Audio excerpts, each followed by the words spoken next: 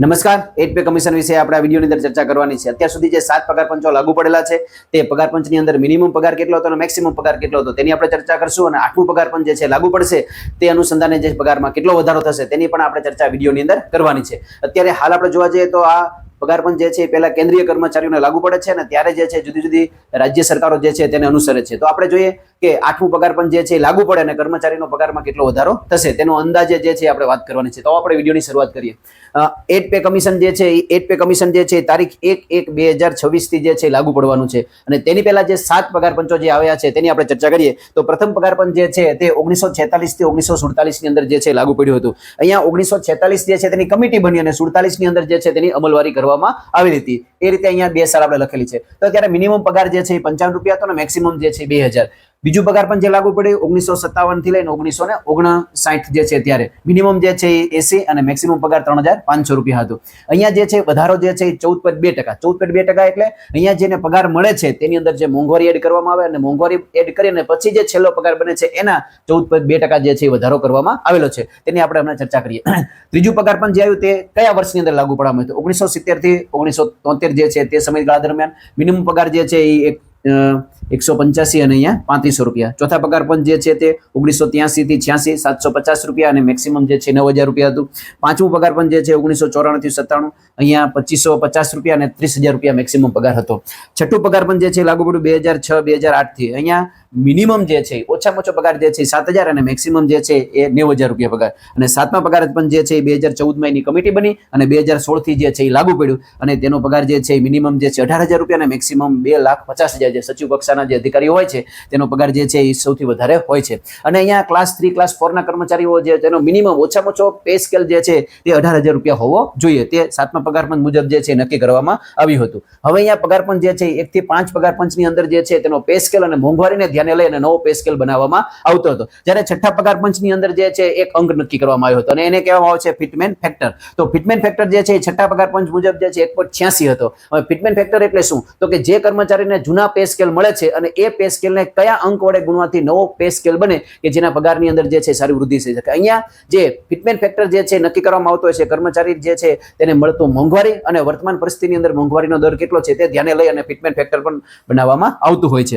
હવે આપણે જોઈએ તો છઠ્ઠું પગાર પંચ. તો છઠ્ઠું પગાર પંચ જે છે તેમાં પાંચમા પગાર પંચ મુજબ જે મળતો પગાર અને છઠ્ઠા પગાર પંચ મુજબ જે છે કેટલો પગાર મળશે તેના માટે જે છે ગણતરી કરવામાં આવી. તો તેમાં જૂનો બેઝિક એટલે પાંચમા પગાર પંચનો બેઝિક પ્લસ જે છે ડી એડ કરવામાં આવ્યું ને પ્લસ જે છે જૂનો બેઝિકના 40% એડ કરી અને છઠ્ઠા પગાર પંચમાં જે છે નવો બેઝિક બનાવવામાં આવ્યો હતો. છઠ્ઠા પગાર પંચની અંદર જે છે એ ગ્રેડ પે અને પે બેન્ડ બંને જે છે આપવામાં આવતું હતું. તે છઠ્ઠા પગાર પંચથી લાગુ પડ્યું. ત્યારબાદ સાતમું પગાર પંચ આપણે જોઈએ તો સાતમું પગાર પંચ જે છે એ સાતમું પગાર પંચ 1/1/2016 થી લાગુ પાડવામાં આવ્યું. અને સૌપ્રથમ ગુજરાત સરકાર જે છે તેને પણ આ રાજ્યોની અંદર ગુજરાત સરકારે જે છે એ 31 જુલાઈ 2016 જે છે ત્યારે જાહેરાત કરી હતી. આનંદીબેન પટેલ જે છે મુખ્યમંત્રી હતા અને 1 ઓગસ્ટ થી જે છે એ સાતમું પગાર પંચ જે છે લાગુ પડ્યું હતું. અહીંયા આપણે જોવા જઈએ તો સાતમું પગાર પંચ જે છે તે એનો નવો પે સ્કેલ જે બનાવવો હતો કઈ રીતે ગણતરી કરવામાં આવી હતી તે આપણે જોઈએ. તો જે છઠ્ઠા પગાર પંચ મુજબ જે બેઝિક બનતો હતો પે બેન્ડ અને ગ્રેડ પે, તો જે બનતો હતો એને 2.57 વડે એટલે ફિટમેન ફેક્ટર વડે ગુણી અને નવો જે છે તેનો પે મેટ્રિક્સ બનાવવામાં આવ્યો હતો. એટલે સાતમા પગાર પંચની અંદર માત્ર ને માત્ર એક પે મેટ્રિક્સ જે છે બનાવવામાં આવ્યું હતું.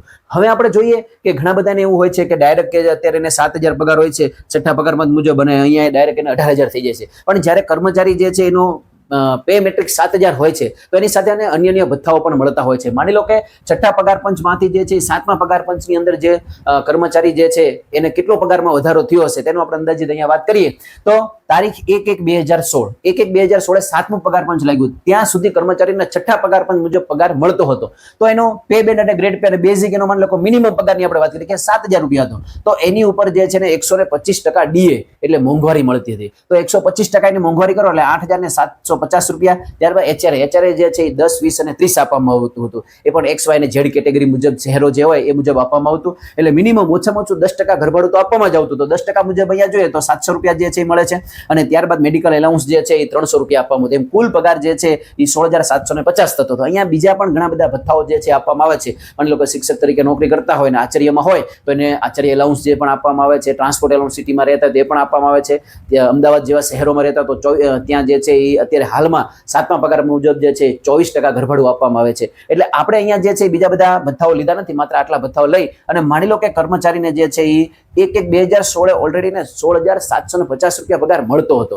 તો હવે નવો જે અહીંયા જે પે મેટ્રિક્સ બનાવવામાં આવે આના કરતા તો વધારે જ થવો જોઈએ. તો એ આંકડો જે નક્કી કરવામાં આવે છે એ ફિટમેન્ટ ફેક્ટર. તો અહીંયા ફિટમેન્ટ ફેક્ટર જે છે એ 7મા પગાર પંચ મુજબ જે છે માંગણીઓ કરવામાં આવી હતી 3.86, પણ સરકારે જે છે એ છેલ્લે 2.57 જે છે એ 57 મંજૂર કર્યો હતો. તો હવે અહીંયા તો 2.57 તો એને કોને ગુણવાના? આ પગાર જે છેલ્લો છે એને ગુણવાના? તો કે ના, જે એનો બેઝિક પગાર છે, જે બેઝિક પગાર છે એ બેઝિક પગારને 2.57 વડે ગુણે એટલે અહીંયા ગુણવાથી 17,990 ની આજુબાજુ થાય છે. તો અહીંયા નજીકનો આંકડો જે છે કયો છે? 18,000 રૂપિયા. તો અહીંયા મિનિમમ પગાર એટલે 7મા પગાર પંચની અંદર મિનિમમ ઓછામાં ઓછું જે છે એ પે મેટ્રિક્સ જે છે નક્કી કરવામાં આવ્યો હતો 18,000 રૂપિયા. 18,000 રૂપિયા કરવામાં આવ્યો. પછી એની ઉપર એને મોંઘવારી મળે ડીએ, તો કે ડીએ જે છે એ 0 થઈ જાય અને ત્યારબાદ જે છે એ ઘરભાડું જે છે એ 10%. તો ઘરભાડું રહ્યું એ માની લો કે 7મા પગાર પંચ મુજબ જે આપણે 10, 20, 30 હતું એના બદલે 8, 16 અને 24 થઈ ગયું. તો અહીંયા જે છે એ 8% જે છે ને ઘરભાડું મળે છે અને 8% ઘરભાડું જોઈએ તો આપણે 1,440 રૂપિયા. તો અહીંયા ઘરભાડામાં પણ વધારો થાય છે. 700 રૂપિયામાંથી ઘરભાડું જે છે 1,440 રૂપિયા થઈ જાય છે. ટકાવારીમાં જોવો તો ઓછું હોય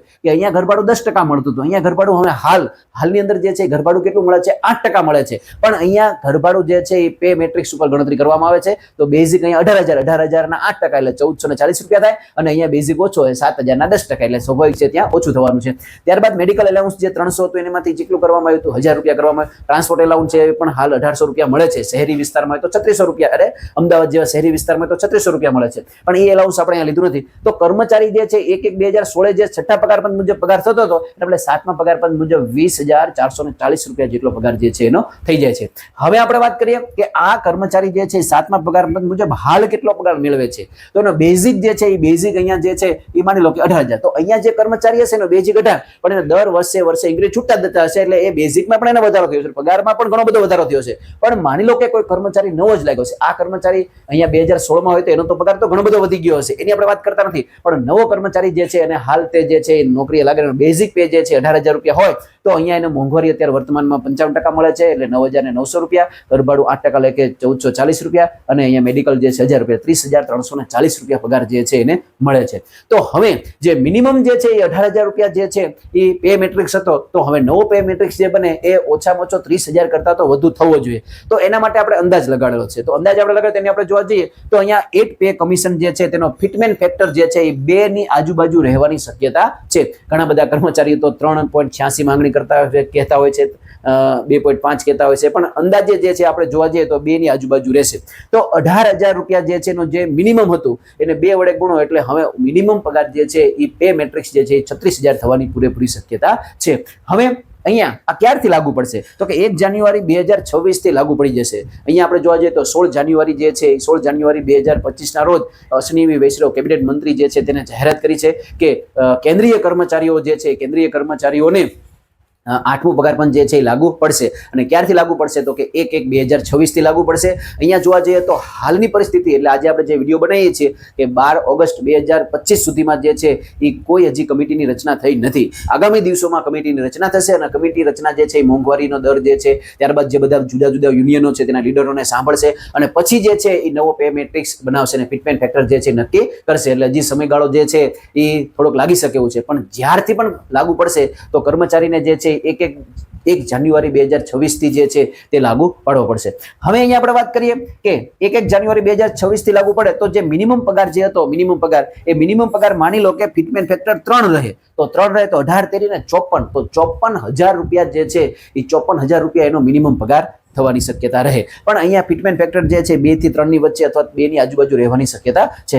અત્યારે આપણે જોવા જઈએ તો કર્મચારીનો જો પે મેટ્રિક્સ જે છે 18,000 રૂપિયા હોય તો આપણે આ ચર્ચા કરી કે અહીંયા જે છે ને હાલ પગાર કેટલો મળે છે 30,000. તો હવે નવો પગાર જે મળે છે એ પગારમાં સરળતાથી 8, 9, 10,000 રૂપિયાનો વધારો થવો જોઈએ જૂના બધા આપણે જોવા જઈએ તો. તો હવે આપણે જે અહીંયા જોવા જઈએ તો અહીંયા કર્મચારી જે છે કર્મચારીને 30,000 રૂપિયા પગાર મળે છે. માની લો કે 2 ફિટમેન્ટ ફેક્ટર બને તો 36,000 રૂપિયા બને અને અહીંયા જે મોંઘવારી જે છે એ શું કરી દેવામાં આવે 0. કદાચ દર 6 મહિને મોંઘવારીનો દર વધતો જાય છે અને ઘરભાડું એચઆરએ પણ એમાં પણ ફેરફાર થશે. આપણે 8% મુજબ જોઈએ તો 2880 રૂપિયા, મેડિકલ એમાં પણ ફેરફાર થશે તે જે છે 1,000 રૂપિયા. તો અહીંયા કુલ પગાર જે છે 39,880 રૂપિયા. માની લો કે આપણે ગુજરાત સરકારની અંદર જે કેન્દ્ર લાગુ પડે પછી ગુજરાત સરકાર જે છે લાગુ પડતી હોય છે. અહીંયા એ પણ આપણે જોવાનું રહ્યું કે 2016 ની અંદર જ્યારે 7મું પગાર પંચ લાગુ પડ્યું હતું ત્યારે મેડિકલ એલાઉન્સ અને ઘરભાડું જે છે અને ટ્રાન્સપોર્ટેશન એલાઉન્સ જે છે તે 2023 સુધી સુધી છઠ્ઠા પગાર પંચ મુજબ મળતું હતું. એનું એરિયસ કે કાંઈ બીજું મળતું હોતું નથી, પણ એ સરકાર જ્યારે પણ ઈચ્છે ત્યારે લાગુ પડે છે.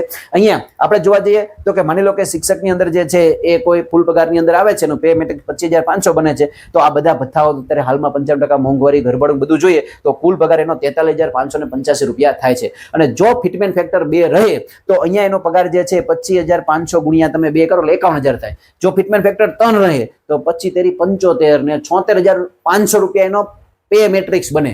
તો એ 76,500 રૂપિયા તો ઘણો બધો ઉછાળો થાય. એટલે એટલી બધી શક્યતા જે છે નહીવત રહેલી છે.